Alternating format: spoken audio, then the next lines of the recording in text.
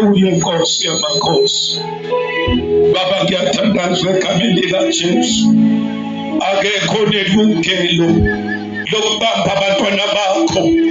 Akekho nelungelo lokubopha izinto ngamagama abo zisebenza. Baba, egameni likaJesu Kristu waseNazaretha, Baba, ngikhuluma ukhululo engqondweni zabo, ngikhuluma amandla engqondweni zabo, empilweni zabo. Akubuye konke okutshontshiwe nokuthethwe, akubuye ngegama likaJesu, akubuye ngegama likaJesu, ngegama likaJesu, ngegama likaJesu. Baba, ngiyathandaza uNkulunkulu wethu omuhle, lawo mandla kaMoya Ngcwele, Baba wethu ophakeme, akabuyele ebantwaneni bakho. Lokho kukwesaba akubuyele kubantwana bakho.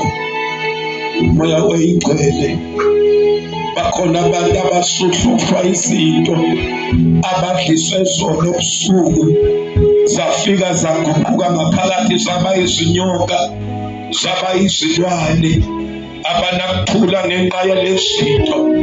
Baba, egameni likaJesu ngiyathandaza, ngithi lokho kungaphakathi kwabo manje akudilike, akwehluleke ngegama likaJesu. Moya wezinyoka, ngiyakuyala, get out in the name of Jesus.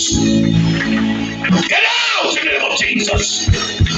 Get out in the name of Jesus. Get out in the name of Jesus. Akudilike izidliso zamadimoni ngegama likaJesu.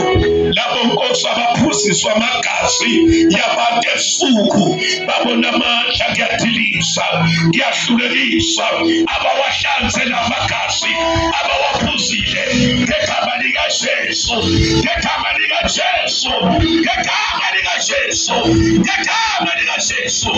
Father, I pray, release your children, my Father. Release them, Lord.